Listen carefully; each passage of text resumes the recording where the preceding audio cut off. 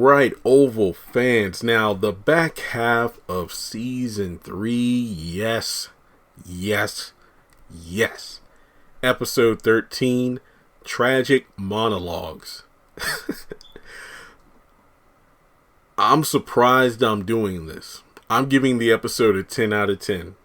Just because, there are some scenes I'm like, meh, I could have done without it, but the final, the final 3 minutes or so from the moment Victoria dragged herself up on stage when Donald helped her get up on stage and whatnot, she gave that speech, and then, we had the cutaways to the other characters watching and reacting to it.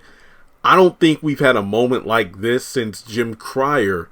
What was the episode when the chicken comes home, the highest rated episode of the Haves and Have-Nots, the season 3 or 4 finale. It was when Jim got up on stage to not step down as running for governor, but basically, when Celine came forward talking about his bastard children and whatnot, basically he went up there to say, you know what, hey, I'm still running. And during the speech, his dialogue lined up to the actions going on. Quincy choking Candace, Toxic and Terrell getting killed in jail, Professor Cannon getting killed, the hitman waiting on Veronica, almost said Victoria. So this was amazing because even though we didn't have a lot of that action going on while Victoria was speaking, we just saw countless characters: Alonzo, Alan, Priscilla, Eli, Simone, Max, Bobby, Lily, and the list goes on. Hunter. This was amazing. The episode itself wasn't even all that bad. I thought it was pretty decent for the most part. But yeah, I'm definitely giving this episode a 10 out of 10. Now, before moving forward in the video and the review, hit the thumbs up button to show you like the video. Hit subscribe as we move closer to 200,000 subscribers. Folks, we hit 198,000 subscribers this morning. So we can hit 200,000 by the end of the month. I'm confident we can do that. Follow me on social media. Links are in the description below. In order to keep updated whenever I post content, go ahead and hit the bell icon and select all. And let's jump into this just like Jason jumped off the roof last week. So Jason basically pulls a Jasmine from Sisters. If you remember towards the ending of season 1, Gary unintentionally tossed Jasmine off of the top the top story of the parking garage. She landed on her back on top of a vehicle. Jason did just that, and wouldn't you know, it's the same truck that Kyle is handcuffed in the back. And I'm just sitting there like, man, talk about coincidences. So I mean, Jason's literally laying on the truck, kind of convulsing, and I'm just like, man, Jasmine did this shit first. So Grip, he's like, oh, pop down. So he's rushing down there. Sam is too, and a couple other agents show up, and Grip pretty much explains what happened. Hey, you wanted to go to the roof for a cigarette. Why weren't you with him? I was, and I couldn't stop him because, Donald didn't, I guess you could say, prevent it from being a situation that Jason could get himself in. Donald didn't block clearance on him allowing access to the roof to Jason. So Kyle's in the back. Hey, let me out of here. Sam, get me out of here. What's going on? And Grip is like, should I get him out? So no, you go get the doctor. And then Kyle's like, what are you doing, Sam? What are you doing? This is some UMFer. Out for a second there, I didn't think they would bleep it, but they did. I was like, oh wow, you really going to show this, huh? Sam's just like, yeah, okay. So next thing you know, the theme song happens, and well, Jason is taken away on that ambulance off screen. We hear it pulling off though. We hear the so Kyle is actually taken out of the truck by a couple of agents, but instead of being set free, Sam orders him to be placed in a holding cell due to it being an order from the vice president. And then I love how Kyle's being taken away, and while he's being brought back by Sam, instead of hitting him, he kind of thrusts himself forward this is going to work. But he gets taken away, obviously. So Sam tells Grip, hey, I'm going to go inform the first family. And from there, Max and Bobby are on stage, as the vice president's answering questions. Pretty much confirms, if you will, that the president has something to do with the death of a prostitute, Denise. Now, yeah, Max and Bobby, I don't know what the update is on their earpieces, but I'm inclined to think it had to do something with the Jason situation. And it's like, okay, yeah, things are getting rough. We need to get out of here.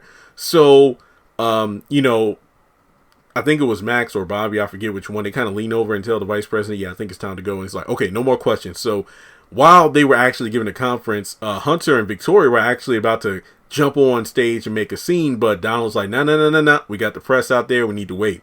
So as soon as they all get off stage, you got Team Cap versus Team Iron Man. Okay, sorry, it's Hunter's team, basically Victoria and Sam, and then you have Eli, Simone, Max, and Bobby approaching each other. And as they're having their little stare down, I just love the fact that Max and Hunter have a moment where Hunter expresses that, hey, Max, sorry about what happened to you. It wasn't anything personal or anything that really mattered. Yeah, just my life, sir. Exactly. Nothing that mattered, Mr. Boy Scout. So I just love that because if you remember, Max was the personal security, basically the head security for the Franklin family for quite some time before they even got into the White House. So to actually have this moment, these two seeing each other face to face for the first time was pretty damn good. So from there, he's like, let's go to the Oval. But then Max and Bobby say, no, it's not a good, we better not do it. We got to keep moving, sir. But then, before anything can really happen, Sam rushes in and he's trying to mention what happens to Jason. But Hunter is just dead set on getting to the Oval with the vice president. And then he's like, oh, and Max like, oh yeah, you're not going in there without us. So they all go, and Hunter tells Donald to get Sam in line because, the way he rushed in like that. No, you're not going to stop the president from doing what the president wants to do. But before everybody leaves, Sam blurts out to the first lady about what happened to Jason, but she don't give a damn. So she leaves to go to the Oval, and Donald talks to Sam like, wait, did I hear you right? Yes, the first son jumped off of the roof of the White House, and he's in the hospital right now. And Donald's like, hey, you keep me updated on Jason. And have you seen Kyle? Where is he? I don't know, sir. Tell Kyle to come to my office ASAP. And I'm thinking to myself, Sam. So we get to the Oval, and this is a good moment here. So Victoria and Max have a moment where Victoria's like, nice to see you, Max. And he kind of smiles and nods. And again, it's just a small thing because I just remember early season 1 where she tried to go down on him. So it's just funny to think that this man who served his family so well is now on the opposing side to get their asses out of office. It's great. So what's funny is the fact that, Eli makes it straight like, look, we're going to go to your party, which is also my party later today, to invoke the 25th Amendment because we have all the evidence we need. And then Victoria's like, what, these two? And Bobby's like, oh no, we got, what? Eli's like, oh yeah, we had the bloody mattress. And then Bobby's like, oh yeah, and we got Lily too. And I love how he says that directly at Donald. Oh, you do? Yeah, she's safe. So I just love how he just looked at Donald dead, said like, yeah, your wife. Yeah, I got her. She's all good. Ain't nothing you did to her that we couldn't undo. Thank you very much. And Hunter brushes it all off due to the fact that he thinks that there's nothing these two can do. And I love how Victoria's like, oh yeah, I knew you lied to me at the lunch, you little, in regards to the second lady. But second lady claps back. Victoria's like, oh, look at this.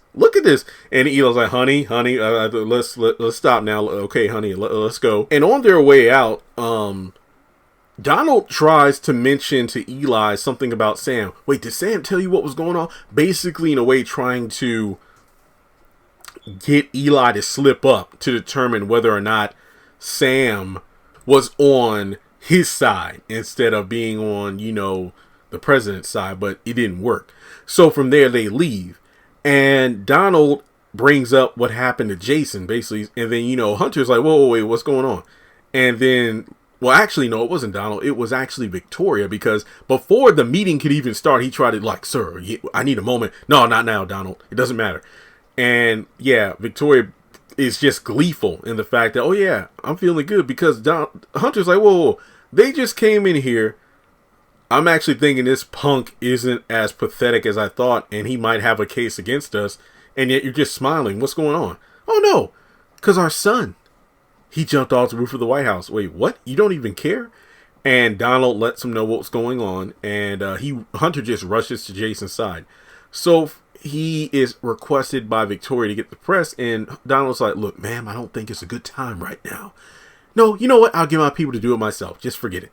So Nancy and Priscilla have a moment, and this was honestly a good scene due to the fact that thankfully Priscilla just sat down and finally got it off her chest, what's been bugging her, what's been eating her. And Nancy being able to calm her down in a sense to, look, you need to take time off of work. And she's like, no, I'm not leaving. I'm not taking time off to give her the satisfaction. But in reality, taking the time off will give Priscilla time to, quote unquote, detox from this toxic work environment, as opposed to showing up every day ready to cause some hell. And she lets it slip up like, you know what, Nancy, I can't sit around and do nothing like you do all day. It's like, oh. She's like, oh, I don't do nothing all day. I take care of my family. And then Priscilla tries to be apologetic about it, but Nancy's like, you know what? No, I'm not offended. It's okay. And Priscilla's like, oh, wait, I'm sorry. I'll go. And in this moment, I don't know why, but I think when Priscilla was going off, I got Maxine Shaw vibes from Living Single. I just loved that moment because this was what I've been wanting to see since season 1. Priscilla always taking on the weight of the world of her friends and whatnot and helping them with their issues and getting people to talk when they don't want to, just like Jean after she saw Denise's chopped up body. And then Priscilla doesn't take care of her man at home. And then all of a sudden we finally get Nancy taking Priscilla, to the side. And it's like, look, tell me what's going on. You're clearly not okay. What's been eating you? So even though Priscilla really, messed up by telling Nancy, you don't do anything, I just love the fact that Priscilla kind of calmed down, even if it was for nothing but a moment. Now, Richard goes into the security room to get Sam so they can kind of, meet up about what's going on. Jason's in critical condition. And it's the situation of Richard not believing that Jason was involved with both murders in regards to Jean and Denise. They just pretty much recap all of the information that we've heard throughout the episode. That happens a few times actually. But basically, Sam asked Richard if he'll talk to the vice president about what's been going on. And, Richard's like, look, I've been working here a long time. I can't get involved with anything like that. And then Sam mentions the Sharon situation about, hey, I talked to Donald, and Richard's like, you shouldn't have done that. The chief of staff, he's involved in this as well. So now Sam knows not to tell Donald a damn thing. But regardless, Richard's like, look, I'm going to get out of here. I'm going to stop by the pharmacy to tell Sharon to be on her toes, to be careful. And you need to get up out of here too. It's been a long day. So Alan and Alonzo have their moment at Alan's place. Again, it's just an update on what's going on with Jason. Obviously, Alan doesn't care. And Alonzo's like, wait, what? Hey, we both know that kid's crazy as F. And he's like, yeah, you're right. And then he also mentions how the vice president went on television and exposed the president and first lady and their cover-ups and the murders and whatnot. And Alonzo's under the impression that Jason killed Ellie, but then Alan's like, no, dude, she was on the phone with me moments before it happened. Look, you had to be there. And I'm thinking to myself, Alan, again, I don't think I'll be saying all this stuff in this apartment because for all you know, first lady probably got it bugged or something. And Alonzo doesn't want to hear it. It's like, look, you know what, man, I think, you just need to calm down. I think the president and first lady are innocent and that Jason killed Ellie. And basically, he doesn't believe Victoria had anything to do with it at all. So, look, I need a drink. Look, I'll pour. So they both take a glass. I know things are messed up and you loved her. Oh, yeah, I loved her a lot more than she loved me. Don't get it twisted. She was messing around with the president. Wait, you think she was messing around with the president? She told me, Alonzo. And Alan's just sitting there like, I need somebody to believe me and give me a gun. I feel bad for the guy. So, at the pharmacy, this was a brief scene. So Kareem, Sharon, and Dale arrived because remember last week, Kareem was like, look, I'm going to the pharmacy because it hasn't been open all day. Dale and Sharon, well, actually Sharon agrees to go. Dale hobbles up and says, look, we need to stick together. Both of them aren't telling Kareem a damn thing because when they get in the pharmacy, they're kind of like right on Kareem's back. And he's like, y'all have been like huddled behind me since we left the apartment. What's going on? They don't say anything. Then Richard shows up and Kareem's like, oh, we're closed. Sharon rolls her eyes. She goes outside with him and they just talk. Richard just checks in with her to make sure everything's okay. And Barry just pops up out of nowhere. I remember. Wait, what? I remember when I was hiding in the boutique and I saw that one guy from the White House bring Denise to his car and they left to go to the White House and she never came back. Is that what happened to you, Sharon? Did the president come after you? And Richard's like, Barry, just no. Like, look, did he come after you? Is that what happened? And then Richard's like, Barry, this is not the time or place. And then Kareem pops his head out, and then Barry's like, woo, woo, woo, woo. It's like, as soon as they see each other on site, it's like Tom and Jerry, I'm gonna whoop your ass. But basically, Richard says, look, Sharon, just lay low, be careful, watch yourself. Barry wants Sharon to come home with him. Look, I love you and everything. That's the moment when Kareem pops his head out, and it's like, no, I'm busy right now. Go away, man. But Richard takes Sharon and takes Barry so they can leave, and then Kareem steps out. Sharon says, everything okay? No, I just want to go home. Fine, okay. So I guess they don't open a pharmacy.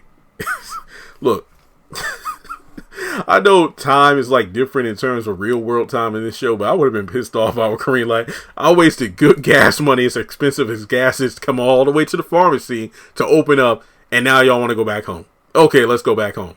Because to be honest, she told Barry, like, no, I can't come home with you, Barry. I'm not going back with you. No. She kind of wanted to. That's probably why she was shaking up. She's probably more shook up over Barry than what was going on with the president. But I will admit, she probably took what he said into consideration about Denise. Like, man, if I get involved with the president, I could end up like her. Chopped up. Okay, so I'm going to skip the Victoria and Donald scene in the Oval. And I'm going to go over to the hotel with Lily, Bobby, and Max. And then I'll come back because I want to talk about Victoria and Donald's scene in the Oval. And then when she gets on stage for the press conference. So Lily has the gun because, Max and Bobby come in the room. And pretty much, sees them come back from the White House and asks what's going on.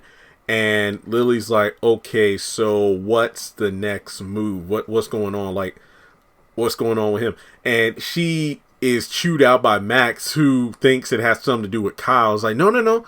I caught up on everything that's been going on in the news with the vice president on television. What's going on? Well, the vice president is sheltered away somewhere. He's safe. That's why we're back here now. And Bobby tells her that Kyle's in a White House bunker and she wants him, but, obviously to kill.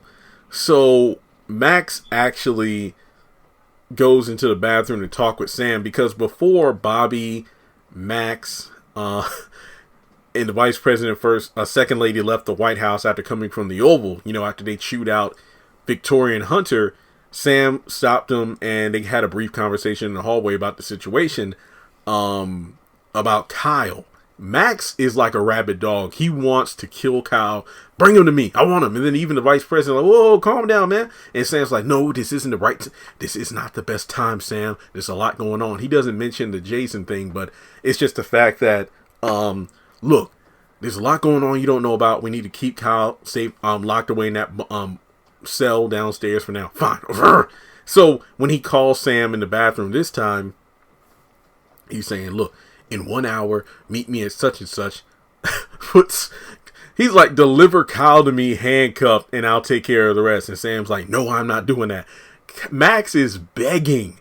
He's begging, but Sam just hangs up on him. He is pissed off. So he gets changed into regular street clothes. He just bounces in the middle of the night. And Lily and Bobby just chill on the couch for a little bit. And Lily's like, it's not going to be over until they're both dead. I don't know if she's referring to Kyle and Donald or Kyle and Hunter, but I'm more inclined to think that it's Kyle and Donald that need to die in order for her to be free because, she's definitely been through a lot. Traumatizing stuff. And, at first I thought they were going to have sex, but no. Bobby scoots a little closer and then she puts down her drink and just sits in his lap. And, it's just a moment where they just have a moment together because it's been quite the day. It really has been quite the day for them both. So, going back to the Oval. Victoria appears to be practicing her speech for the press conference about Jason falling from the roof.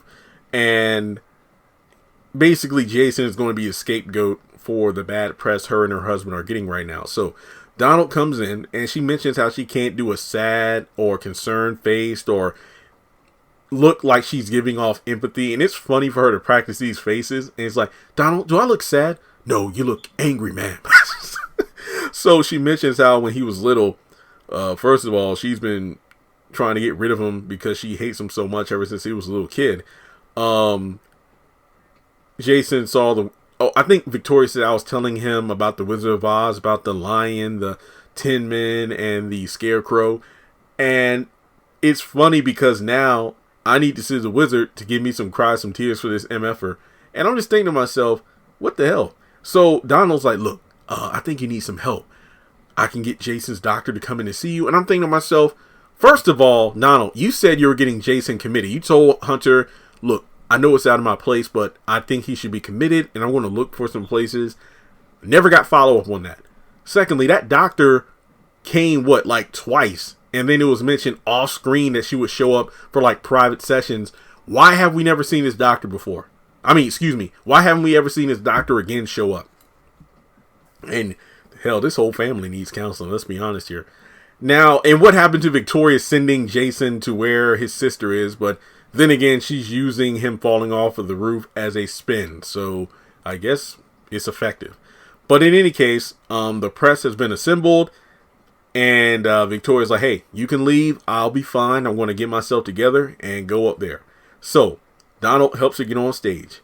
And thank you for your patience. It's been such a trying day.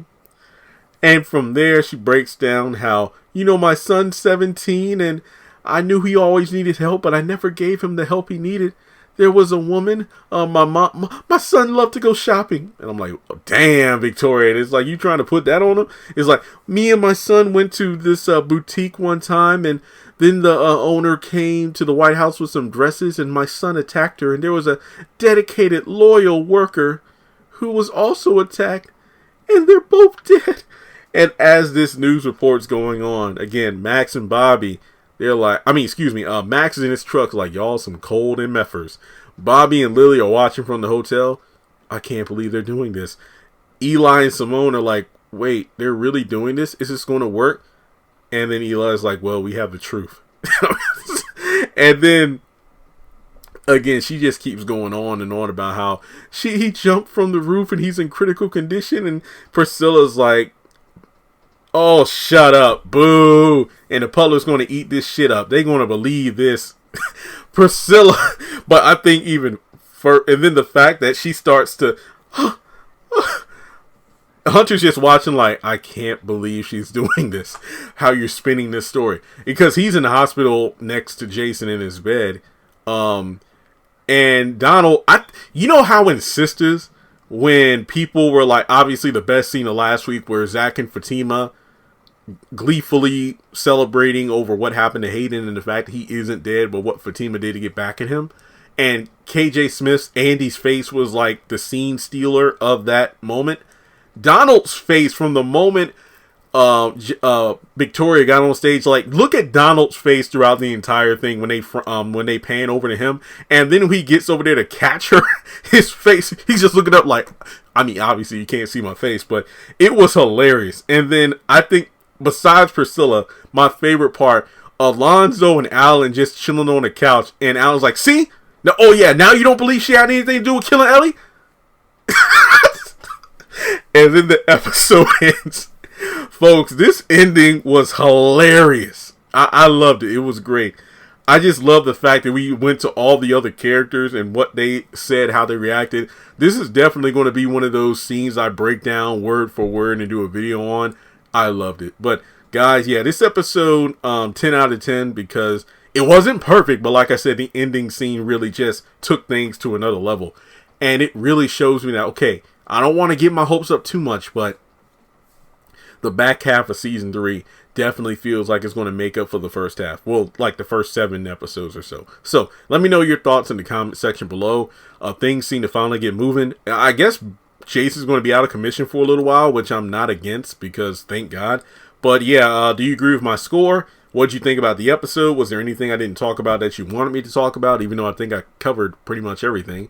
And with that being said, like and subscribe, donate to the channel on PayPal or Cash App, and I will catch you all in the next one.